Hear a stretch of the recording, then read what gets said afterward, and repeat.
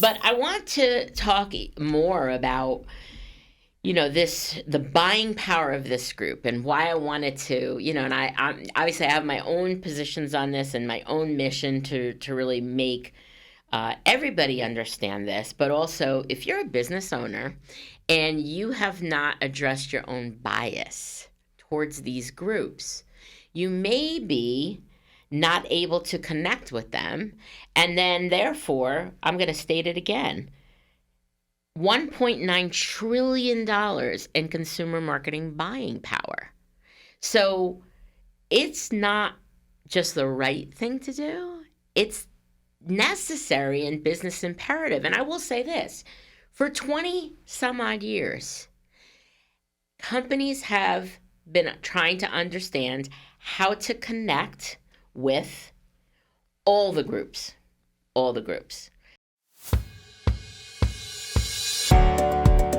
Hey everybody, welcome to Finding the Upside. Thank you so much for joining us today. I'm so excited. In the studio today, I am talking with Liana Munoz, who is one of my assistants, team members, and she is my right-hand person. And I brought her in today to let you listen in on the discussion that we're having, bringing an important topic that we're talking about, the Hispanic population and the impact that this population has on businesses and why business owners need to get to understand this important demographic group.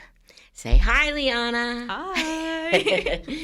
So there's so much that we want to talk about, but I want to give this discussion a little context. And just Liana and I talk about this all the time to be completely transparent. Liana is of Hispanic descent. I am not, but I am married to someone who is, and so my son is of Hispanic descent. And what's important about bringing this to light, I have a lot of background in terms of demographics because I worked for a company that did that work, where we looked at consumer behavior and we looked at how that segmented out and was different depending on race, ethnicity, all kinds of socioeconomic factors, where you live, what your habits are. And there's so many things that play into that. And so why I think it's really important if you are in business to understand this is this population has a tremendous amount of buying power. And I'm going to share some statistics in a moment. But we're going to get into why maybe some people have not kind of embraced that. And we're also going to talk about all of the things that I've discovered in terms of not coming or being of that descent and having my own exploration of unraveling my own bias, the stereotypes, the programming, and all the stuff that impacts us with regard to different groups of people. Fair enough? So let me share some statistics first. The Hispanic population, in terms of buying power, represents $1.9 trillion in consumer market buying power.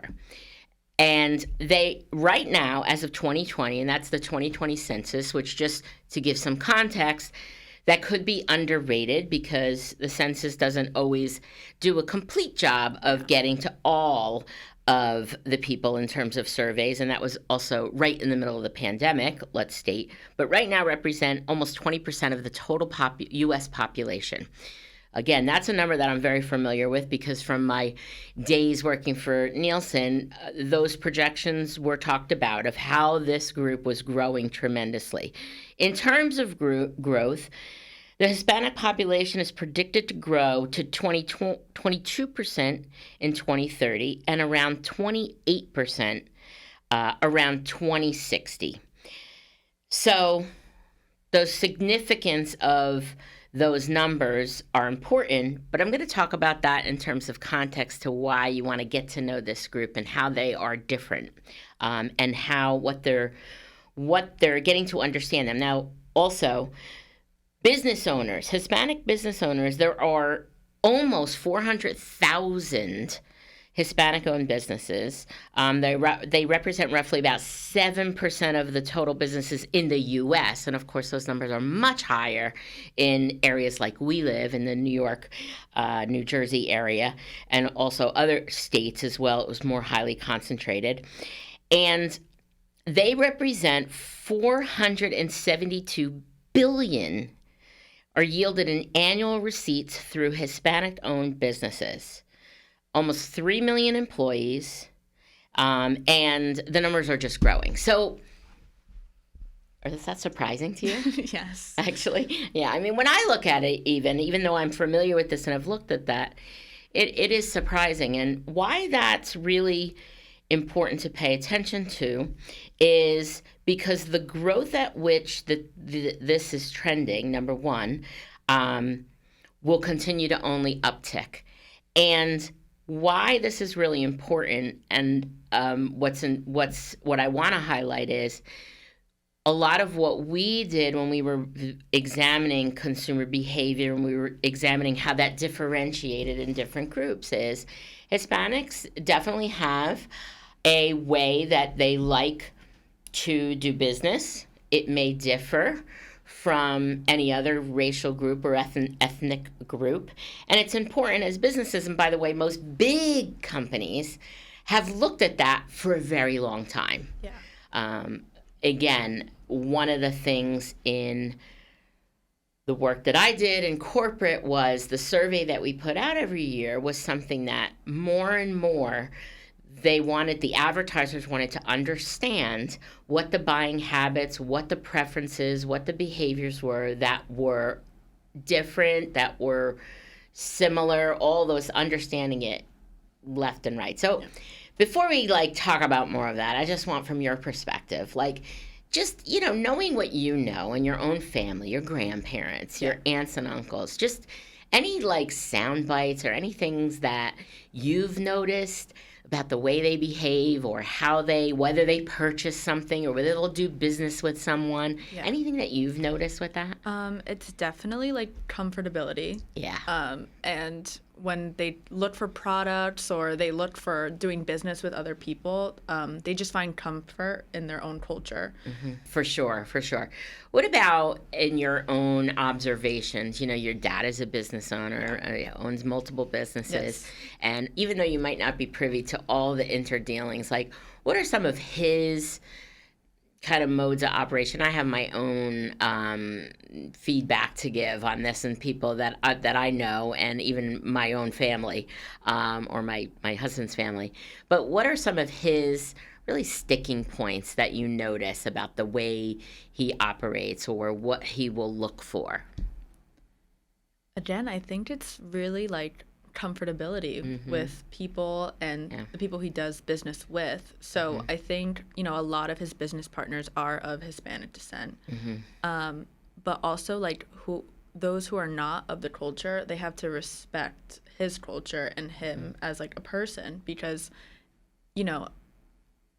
I hate to say this, but a lot of people look at my dad as not a business owner and they look at him as something else. And that sucks because he's worked so hard. He owns multiple businesses, and people don't view him like that. So I think if he is doing business with other people, he definitely has to be respected in the same regard as them. He has to feel that. Yeah. So you brought up, and I thought we would talk a little bit more before we get into this, but this is obviously an important point. You and I discuss this a lot. Yeah. And I think what's important in my own experience, stereotypes and the way that certain groups have been represented impact us. And so what you just highlighted is that, your dad's a very accomplished businessman, and he might be looked at as, what does he do for a living? Yeah. And that's very unfortunate, and obviously that makes me really sad. But I'm going to get right to something that we experienced together where we realized even our own programming, if you will, how we've been affected by it. Of course, yeah. So Liana and I had participated in an amazing event that was all online, and it was during the pandemic, so it was all virtual. But it was put together by America Ferrara and Eva Longoria, and it was called Poderistas. It was a women's empowerment, but Hispanic women's empowerment event. And in truth and full transparency, it was born out of the Women's March. It was born out of getting the Latino vote out. Those two individuals were involved and very passionate and determined, and did a lot of work in that area and did an amazing job with that to get full representation for the Latino vote.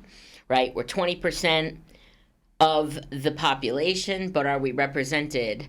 And I'm saying we, but are Latinos represented? Are Hispanics represented? And are they voting? Are they voicing and standing up and putting people in power that they want to? But it wasn't political. It was focused on Poderistas, basically loosely translated, means that we can, like we're a group that can, like we're doers. And so they had amazing speakers. It ran the gamut of, there was music. Yeah, it was awesome. They had comedians. Yeah. They had a lot of different speakers on lots of different topics. Yep. And Robin Arzón, who is a huge popular Peloton instructor and actually the VP of Peloton, spoke. And Liana and I were not in the same room, right? You were watching on your own, and I was watching on my own and in our own homes. And we talked about it after, how amazing she was. And I shared with Liana how here I was watching this woman, and she shared that she was of Cuban and Puerto Rican descent. She described her own journey, how she was a lawyer and then became very unfulfilled and was a marathon runner and kind of stepped aside from being a lawyer and then started marathon running, and that's kind of the trajectory of how she got into being a Peloton instructor. And I'm glazing over lots of detail, but that was essentially her path. And when she said that she was a lawyer and left that, my reaction was, wow. And then I caught myself and I said, almost like, shame on you. Like, why are you surprised at that? And I definitely have more time in the saddle with being aware of bias because I teach this. I have a training company and I teach diversity and sensitivity. I teach all that. I consider myself someone who has spent a lot of time unraveling my own bias.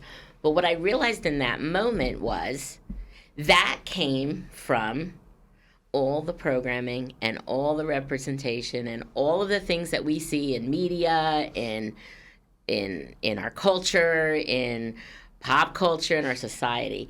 And when I shared that with Liana, what did you say to me? I thought the same thing. She reacted the same. Yeah, because I think what sucks about this too is that we, especially as women, and then being of Hispanic and then, minority, it's harder for us to accept that that's someone's career, or that could happen to us, or we can do that as well. So when I was watching it, I had the same reaction as you, and I was like, wow, she was a lawyer? Really? And then I had the same, hitting my hand. You were surprised, and right? I was why are you surprised? And I'm like, why do I need to be surprised by this? And, I'm young. I'm growing up in this world, and I hope to be a future, business owner, entrepreneur. And I'm of Hispanic descent. I'm a woman. So I think that was shocking for me to, talk about with you and, have that realization. Because that's not how I should be thinking as I'm growing up. It should not. And I know a lot of people, we're different generations, and we still have these two same thoughts. That's a really good point. Yeah. That actually we didn't break down. And I think that even validated even more how. And listen, anybody who is listening who maybe doesn't buy into that, all of this, because, this is not going to be political commentary, but we can't talk about this without commenting that there's a big contingent that says, oh, representation, give me a break, like, what, like, or poo-poos this, or, just dismisses it. And usually the groups dismissing it are not the minority groups. Exactly. I'm white, let's just face it, I am. I worked really hard to make sure that I'm aware of my own bias, but the point here is that it's so ingrained in everything we see, everything that's presented to us, and that you had that same reaction, and you're a couple of generations behind me, man, that just shows the power of why representation matters. Yeah, exactly. Why it matters. And I really want to bring this point out. We're sitting here aware of that, right? I was aware of it. I brought it to you. We discussed it. But I also think, and this is one of the things that really saddens me, is that most people won't have that conversation. What they will do is say, wow, she was a lawyer, and have the same reaction we did, but then file that into well, she's the exception. Yeah. So, and that's not based on any fact. That's not based on anything. That's based on bias and the stereotype and the representation that people have been programmed by. Yeah. So when actresses, talk about, we need to stop portraying Hispanic actresses as the maid. Agreed. And the same with Hispanic men. What are they portrayed as, Now, I do think things have changed. But the point of this conversation is how embedded that is in everything that is presented to us. Yeah, exactly. Do you talk about this ever with your own group of friends that are also of Hispanic descent, or your family? Oh, yes, all the time. Talking to my grandma, and both on both sides, my dad's and my mom's mother. It's crazy how they try to be the example for us, and then they tell us all the time, like, you need to go further than that. You need to go further than that, because you don't hear that anywhere else. Right. And then, my mother and my aunts and everyone, we all sit down and we all talk about it all the time. Like, what can we do to be better? Like, women, and how can we achieve better goals? I think my mom was so hard on me, like, growing up, because she wanted that for me. And I 100% agree with her by doing that.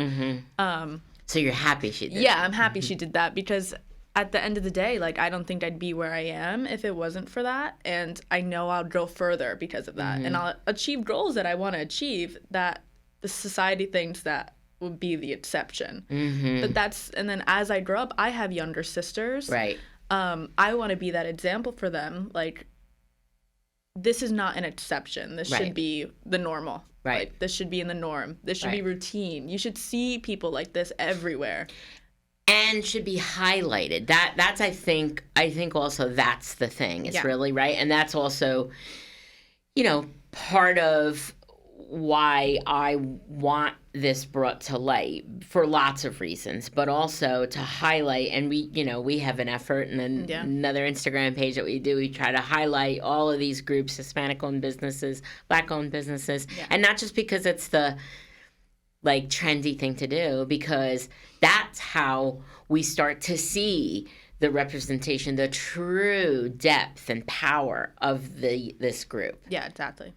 And I think also that this whole thing about the exception, like, I know myself, my own experience, and this whole thing that we just talked about, that knowing that's how we kind of file it away. I would just say to anyone, if you've done that, challenge that, right? Yeah. Like, we have, like, wow, no. Why are we saying that? Somebody said to me one time, oh, I met this gentleman, and it was a man, but it was like, he was from a group where I guess it was the same thing. It's like, he was the most eloquent speaker. And I was like, why would you think he wasn't? And again, that's where it's like, oh, he's the exception. Let's file this away. Yeah. So that whole experience and that whole dialogue we had afterwards, like, really made me even more aware and watching for, right? Which I think is a good thing. Yeah, great. When are we being programmed, right? And when are there examples that are affecting us, and to how to watch out for that? Yeah. Because most people are not even aware of it. Yeah, and that's the sad part. So the other thing that I'll bring up here is that, and again, part of my own understanding about culture and how people who come from different cultures, and really it is the same, no matter whether you're coming from a Hispanic, country, a Latin country, or even back in the days when my grandparents came from Italy, like, you stay with, you talked about familiarity, right? Yeah. Like, that's a common thing. And just to kind of give context to that, there's these concepts of, there's acculturation and there's assimilation. Acculturation, we used to talk about that all the time at Scarborough and Nielsen, is the rate at which someone adopts their new culture. So people come to this country from other countries, and many times they stay in areas, like your grandmother, stay in areas where they're very comfortable. And some people judge that, me included. I used to judge that, like, oh, they could live other places. But understanding that it's the comfort, the food that's there, the people who are speaking the language that are there, the way that they're used to living, and the familiarity of that environment and community. And I also think, let's face it, my husband is Dominican, so, and your dad is as well, and so most of his friends who came from DR settled in Washington Heights. Yeah. And I never understood that. I really never understood that. I always be like, why? It was kind of escaping me, this whole thing of the familiar. And I think we had the conversation the other day about your grandmother not wanting to leave where she lives. Yeah, she does not want to leave. And is it basically the same idea? Yeah, of course, because, she's lived there since she's come from, since she left DR and came to America. She raised her kids there. Right. Her and her husband live there, and the community, she lives in Union City, New Jersey, which is heavily populated with Spanish people, and she has all her friends there. Everyone she came with from DR is there with her, so she definitely feels comfortable. Even we tell her, we're like, you have to walk all those stairs. So she has a huge apartment building. She has to walk all these stairs. She's like, you have to walk all these stairs and you still want to stay here? And she's like, I'm not leaving. Yeah. She goes, I love the people here. I love the busyness. She thinks anywhere else is too calm. Right. Yeah. And it's that familiar comfort, right? Yeah. And it's that community. And you and I had this conversation also, and I wanted to really highlight this, is, when I was watching In the Heights, which, hopefully everybody's aware of, Lin-Manuel Miranda, I watched the movie. Obviously, I saw the play when it was on Broadway. But that movie, obviously I have been exposed to and embraced the Dominican culture and Hispanic culture because it's part of my, my husband, and I traveled to DR so many times, and my niece always says to me, you totally embrace the culture. And I absolutely have, and for good reason. But I think that that's great anyway. Like, it's not just because, my husband is that. Yeah. It's like, it's allowed me to understand the culture and understand and appreciate it. And I remember saying how every type of food that was shown, I was so familiar. And I understood why they were doing the things they were doing, just with how they were gathering for the meal and who was coming and all of this. But in that particular movie, there's that one chosen girl who goes to school out in Stanford. Yeah. And she leaves Washington Heights, and she ends up not having such a great experience for all the reasons we're talking about here, is that she was looked at as the maid. She was looked at as a waitress, I believe. Yeah. She was at some fancy event, and they told her to go get, a different dinner. And she's like, I'm attending this event. And when her father was like, why did you leave? Like, you're the chosen one. You're too smart. You're better for this. And she basically said, there was no community for me there. And right when I was watching that movie, it's clicked for me why people stay in those areas. Yeah. And while that's great to understand it, that made me really sad. Because if we are not welcoming in these other communities so that people can acculturate further and adopt, the new culture of the country that they're living in, still keeping their traditions, because my Italian family still keeps our traditions, but to be able to be welcomed in and acculturate fully. And in my corporate days, we talked about this, the levels of acculturation. What are they? How do we understand them? Yeah. How do we respond to them? All of that. But that made me so sad because we're all a part of that. Why isn't that happening? And you live in one of the most diverse places in the country, Philadelphia, and talk about that. Because it's very diverse, but it's not really blended, is it? It's definitely diverse there, but you're right. It's not. It's different. Like, I come from New Jersey. I'm here in Jersey. I grew up in New Jersey, but leaving New Jersey to go to Philly was a culture shock for me too. Of course I have my family and that's here and that's just a huge thing too, but going over there was a culture shock because I was like, wait a second. All I wanted was to find a Hispanic friend. The first minute I got there, I was like craving it. I wanted it. Or Dominican food. I wanted it. Like, it was definitely a shock because I get there and I'm like, there's so many people, but where's my kind? Like it's weird to say, like but it's that's the comfort. You're looking for that comfort. I'm just looking for the comfort. And even if when I went over there, I was like, the first thing I did was to go find a Dominican food spot. And of course, I'm talking to the owners of it, like finding out where they're from in Dominican Republic, like, telling them I'll be around a lot, like, and then right there, I just felt comfortable. And just knowing and, them introducing me to other people and then having more Hispanic friends on campus or in the city, like, definitely felt better. But I do think Philadelphia is a great place for diversity. And you just meet so many cultures and that it's not like I feel like if you go anywhere else, they're not welcoming.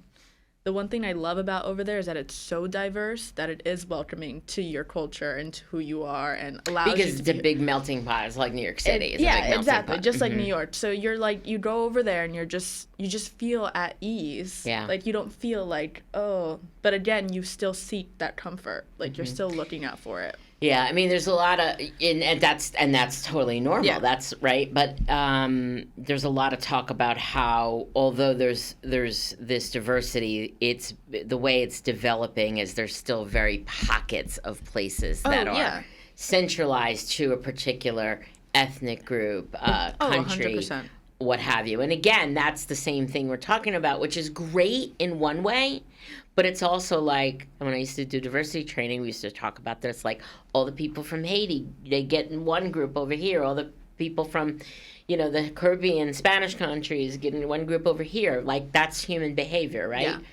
But just allowing us to understand that segmentation is being caused by people not feeling like there's community for them in these other places, right? Yeah. So it would be wonderful if there could be that acknowledgement of that and that continual blend to be able to say, how can we have all of this celebration of these different cultures, but be able to not have this segmentation and segregation almost of them. Yeah, I think just people, like, as a whole need to learn how to, like, break out of that comfort zone a little bit because it's never going to happen unless people become more familiar. But you also have to understand too, they need more representation that it's okay for them to do that. Absolutely. And that's the big point. It's not just on be more comfortable and be more open, right?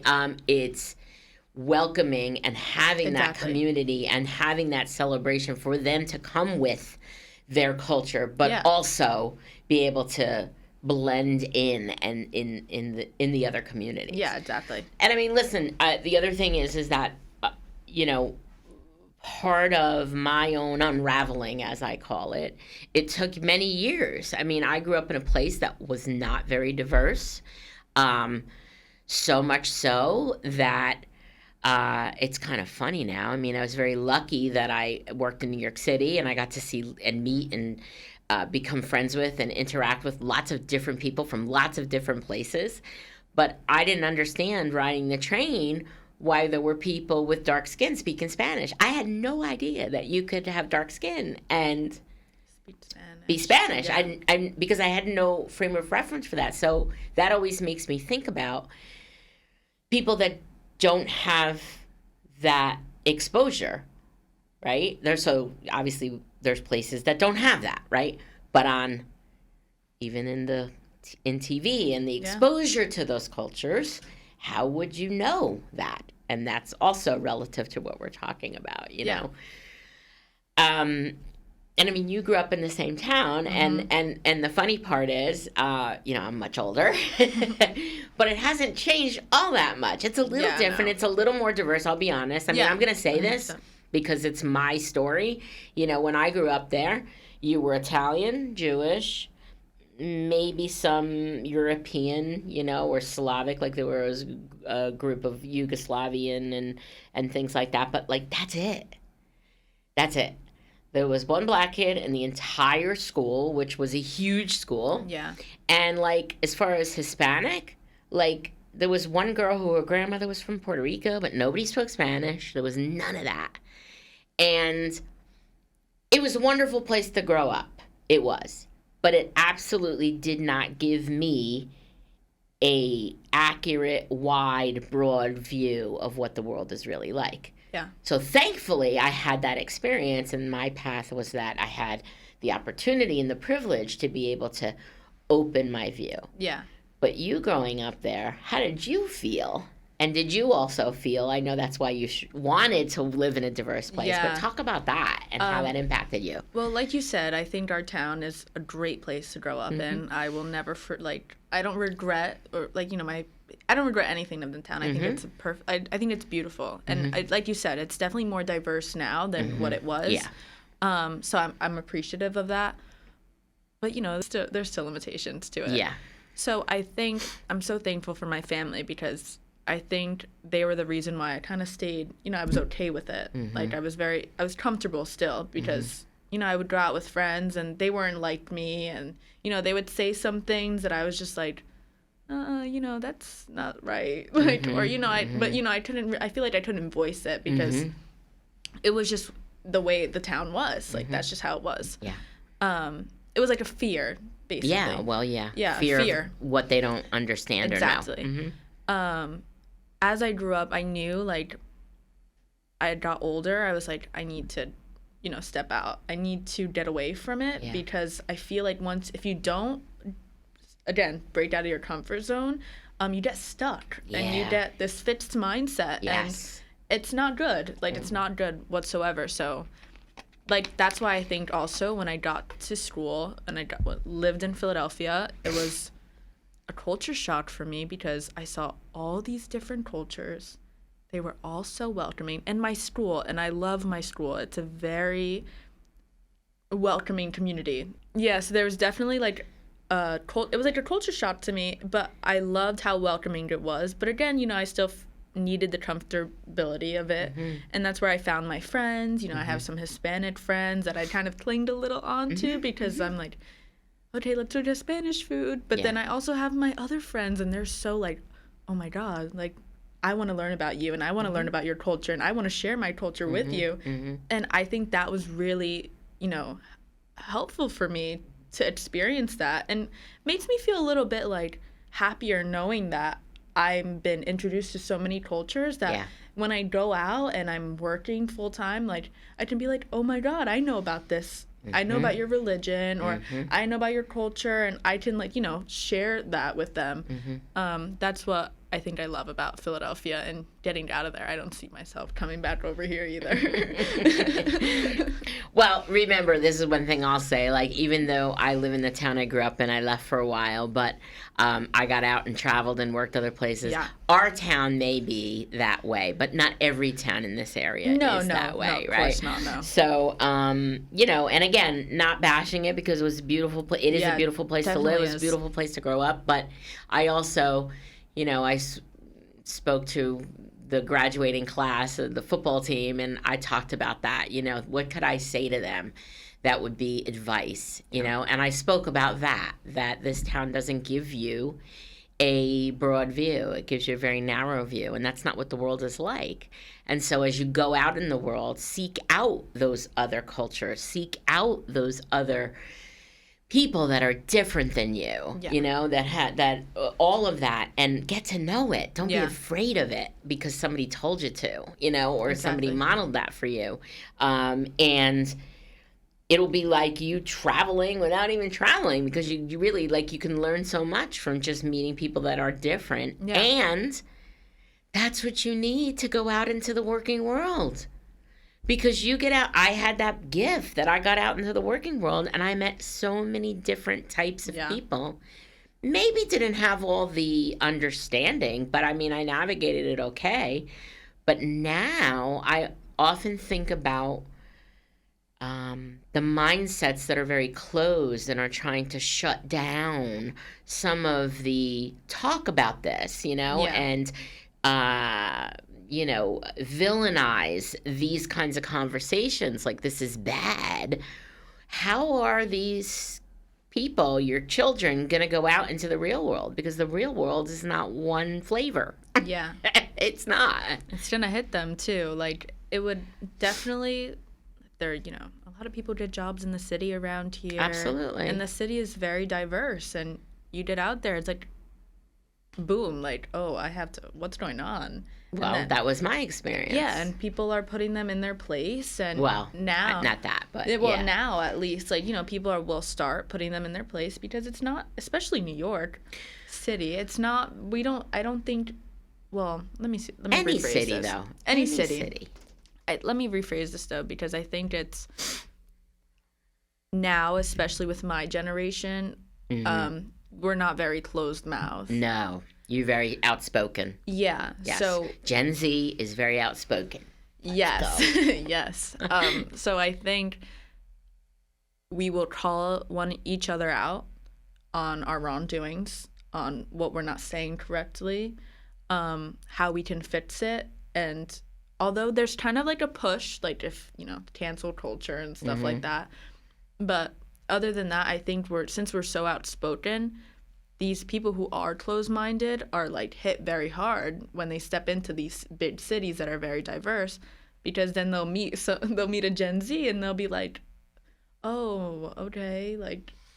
Well, I hope that's the experience. What I hope doesn't happen is that it's, you know, looked at, because generationally, and that's not our topic tonight, but generationally, you have different ideologies and beliefs that can tend to shut down and almost cancel culture other generational groups. Yeah. And so the older groups, not millennials, because that's just the group right ahead of you, but my group, Gen X and baby boomers, I mean, they're trending out, but, like, kind of like, oh, they got weird ideas. Like, you know, they, like, tend to categorize like that. But back to this, you're absolutely right. Like, call it out. Like, have these discussions. That's why we're doing this also, to, like, put this on display and have people be enlightened and understand that these are the things that shape our thoughts, and then these are the things that shape what we say and what we do. And, like, you know, again, I mentioned it, when I would do diversity training, sadly, sometimes companies do that because somebody said something that was offensive, and it was all from a place of a lack of understanding. Yeah. Right? Like, not understanding another culture and not being sensitive and compassionate to say, okay, this person might not think and do things the same way that I do. And it doesn't mean it's weird. It doesn't mean it's wrong. It doesn't mean they need to you're in this country now. Like, that just makes me nuts. Yeah. But, that is the basis for being able to grow and have community everywhere instead of this segmented where people go into their corner. So we're all responsible for that. We're all responsible for that. Buying power of this group, and why I wanted to, and I'm obviously I have my own positions on this and my own mission to really make everybody understand this. But also, if you're a business owner and you have not addressed your own bias towards these groups, you may be not able to connect with them. And then, therefore, I'm going to state it again, $1.9 trillion in consumer marketing buying power. So it's not just the right thing to do. It's necessary and business imperative. And I will say this, for 20 some odd years, companies have been trying to understand how to connect with all the groups. And I remember even my son was cast in a box for a toy, and one of the things of why they picked him was because he looked very multicultural. He looked like he could be Spanish. He looked like he could be Middle Eastern. He looked like he could be white. And that's important, because if it's a representation of an image that is a person that doesn't fit a particular group, that might not be responded to in the same way. Yeah. And I think that's important to understand and not say, oh, why do we need that? Because I think a lot of people who are not of these groups kind of react to it like that. But as a business owner, you're going to get really eaten alive if you do not respond to this and face your own bias. And, I'm saying this as someone who's worked on this a lot, but it's sneaky because of the first story we shared with. It's being presented to us over and over again, these stereotypes. And unfortunately, social media can do good by presenting different images that can change your perspective, but it also can keep you in this echo chamber, which can just reinforce your own bias if you're consuming things like that. Talk to me about that, what you think, because obviously social media is a big part of what you do here at the company, but also part of your generation, your life. What are your thoughts about that? Well, again, I think this can go back to like what we were just saying before. People who are stuck in those mindsets and those fixed mindsets, they follow certain things, and social media, that's the negative about it, is that it'll pick up what you like or pick up what you follow and pick up what your mindset is. Yeah. So if you're not openly, like we said, having those discussions or stepping outside of your comfort zone in those different things, they're going to be stuck in that mindset. Right. And, what sucks about it too is I'll see it from my end, and, I follow the people who are, representing us and seeing that. And I try to, for social media here and social media that I work on, I try to make it as, welcoming as possible for everyone so they can all feel represented. But, then I will scroll across social media and then I'm seeing, people talking bad or people saying something like a negative image or about a culture or about something. Something happens and they're blaming the culture for it. And that is what gets me upset, because you can say like the opposite person is probably seeing the good stuff from us and they're like, oh, well, that's the negative. So, yeah. And again, this idea of, well, the good is the exception. Exactly, yeah. We have to get that out of we have to get that narrative out, because it's absolutely not even true.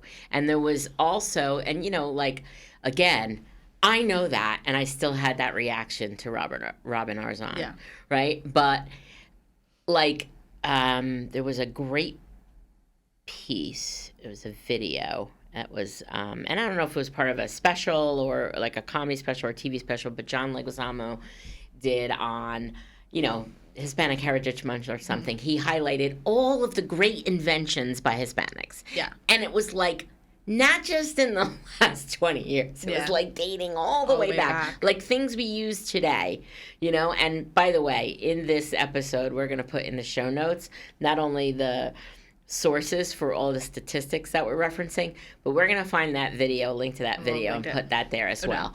Because, again, if you open your mind and you dispel the stereotype that you've been fed or that you've adopted, and you actually look at the accomplishments in this group and other groups as well, but we're focused here speaking about Hispanics. Like, it's unbelievable. Like, it's unbelievable how much accomplishment and contribution that this group has made and continue to. So, you know, that's the other thing, but you have to be open to that and be able to say, let me broaden my understanding. Yeah.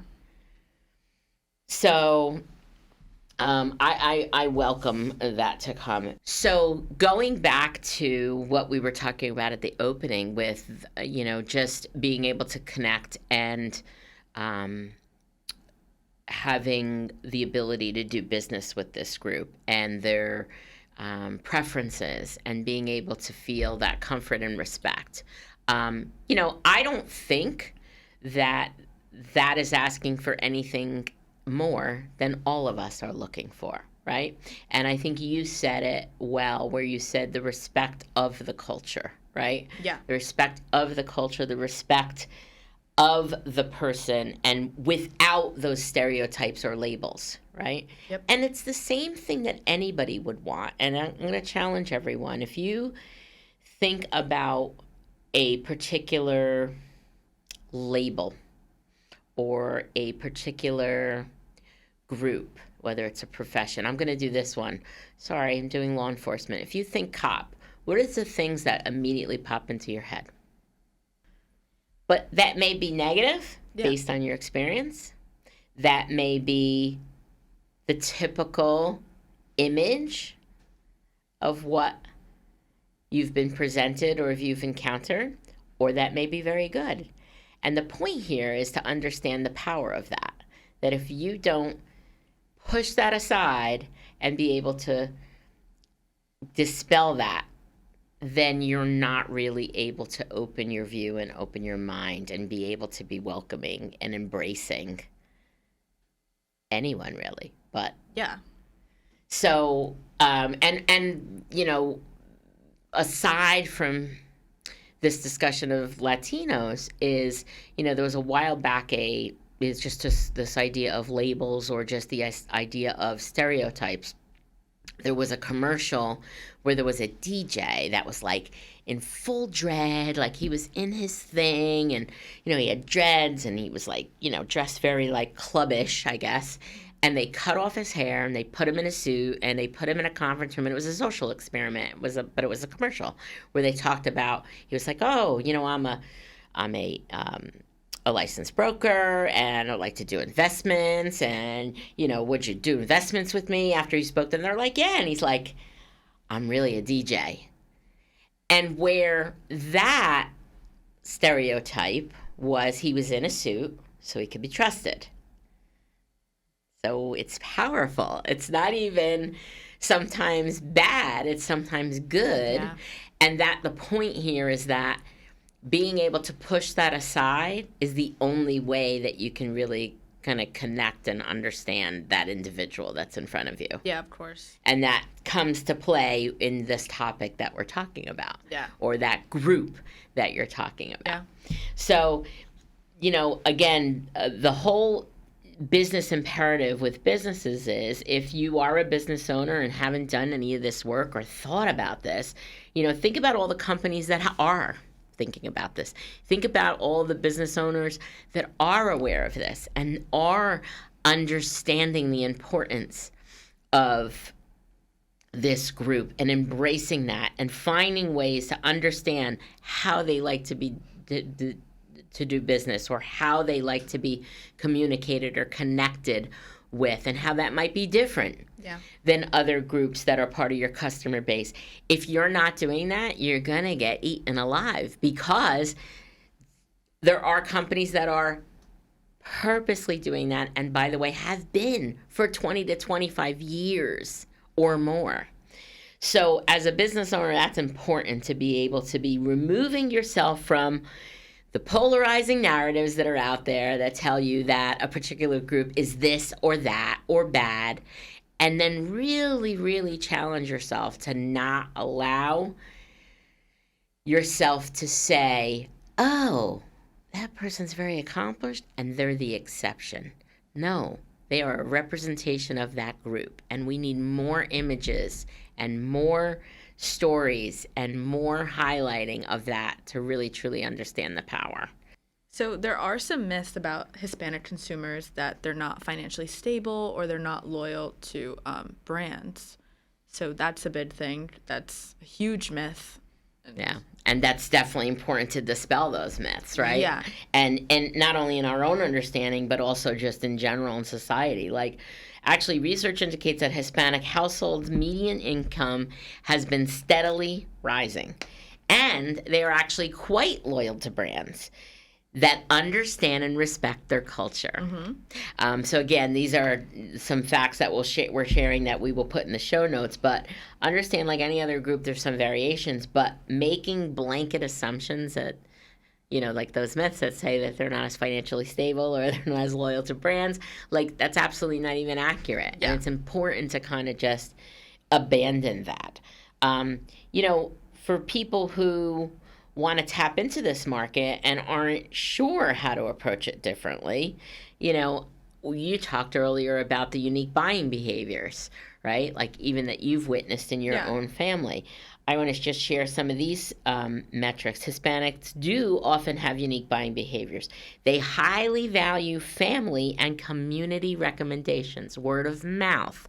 That's one thing I'll say is that I can see that in my own family. If there is not a word of mouth recommendation or somebody that has had a good experience, there's no way that transaction is happening. So that plays a significant role in their decision making. They also tend to be more receptive to personalized marketing and prefer content in their preferred language, which makes sense, right? If you were on the other end of that, you might not be responding as well to something who, if you were in a country and they were not playing into you being able to hear something or read something in your own language. So I think that's just normal to understand. What do you think? I mean, you have grandparents that speak English, but not fluently, right? So what's your own experience with that? They're definitely... I think this is like 100% accurate because my grandma especially, she's very big in her community on what's good and what's not good. Yeah, the word of mouth thing is huge. Word of mouth is huge. But you're right. She doesn't really understand English. She can't read English. It's not her language. She speaks Spanish. So when she's looking for things and she's looking at advertisements or she's watching TV and she sees something that she likes, it's in Spanish because that's what she understands, and again, that's what she's comfortable with. And there's times she has to like, oh, this looks really nice, but it's in English. What does this mean? She'll reach out to me and my dad or my mother. So I think it's just comfortability at the end of the day. And there's a lot of attitudes about that. Me not being from Hispanic descent, I hear that a lot, and I've heard that a lot over the years. That like, oh, you're going to come to this country, you speak the language. But I do want to respond to that because my grandmother came from Italy, and my great-grandmother, I should say, they came from Italy, but my grandmother spoke English, but my great-grandmother never learned a lick of English. Yeah. And there's a lot of cultures that have done that. And if you, and this is the thing that I always like to challenge people on, do you speak another language? Because if you understand how hard it is to learn another language that is not your native language, before you go judge somebody that doesn't speak our language, English, and comes from another place, I want to see and hear you speak another language. That's a big thing. And the other thing is, of course, there's lots of comedy, and even in our own house, we kind of joke around because Jose speaks English, my husband speaks English, but he has an accent. Yeah. When people make fun of people who are speaking English with an accent or broken English, like, shame on you. They're speaking 2 languages. Do you speak 2 languages? Yeah. Like, that just kills me. So it's the comfortability. You're right. It's the familiarity. Things that are delivered in your own language, you would feel that way too if you can have that understanding that it's easier to be able to understand and connect with someone if it's presented to them in their own language. So you could choose not to do that as an advertiser, but most advertisers are not making that choice because of the numbers that we've shared here. Yeah. And that's an important thing because that's only going to continue to grow. Yeah. It really requires understanding their culture and values to engage them effectively. Yeah, and that's what advertisers work a lot on and have been. And acculturation, we talked about that earlier, plays a huge role. But some Hispanics are recent immigrants, and they have strong ties to their country, their home country, while others have assimilated into American culture. Yeah. So there are examples of that, right? But understanding that that's a ramp, like it's not like yes or no. It's like a ramp, and then the nuance involving that, it can really help businesses create those meaningful connections if they understand that, how that works, why there's all these levels of that, and then being able to not let any bias hold them back from being able to respond to them and tap into this potential market because it's huge and is only going to continue to gain more power. Yeah. Agreed. So as we wind down our conversation, I'm just curious, again, Liana and I talk about this a lot. Obviously, we have a strong connection to it, but just business-wise as well. I think it's an important topic, but it's also the right thing, to do and to understand all of everything, the ins and outs of this culture. But all the things that we spoke about, what is your hope and what would you like to see happen in the next 10, 20 years? I think I would like to see more representation. Mm-hmm. I think in especially the field of work I'm going into, I would love to see some more people like me in the same field, like as coworkers or even my boss or business partners, clients. Like I would love to see more women, especially. And I think I would just hope that everyone can start becoming more open-minded. I know that's a hard ask, but for some, but we are getting better. I think that's definitely a thing. I just hope we continue that growth in that area, and I think that's my hope. Well, my hope is similar, and I'll add another element to this is that my hope is that all the noise that is out there that is pushing this down and not allowing these conversations to become what pushes us forward. Yeah. That we can stay above the noise and we can continue to allow ourselves as a society and as a culture and as a country to really embrace all the wonderful differences that are there and all the power and strengths, because obviously that sounds very idealistic, but it's not only what I hope for, but what I feel like will create the peace that we are all yearning for. Yeah. Not this, segmentation and segregation and you're different and I don't understand you and all of that stuff. Agreed. So, well, we'll see. Yeah, That's all we I can will say. see. All right. Well, thank you so much for joining me in the studio today. I've enjoyed this. We'll probably talk about this all week now. Yes, definitely. Thank you for joining us on Finding the Upside. I hope you have enjoyed this. Please look at the show notes. We're going to leave lots of resources for you there. And if you have any questions, there's a Q&A on the ability to ask questions on the podcast posting. So go ahead and leave them there, and we will respond to you.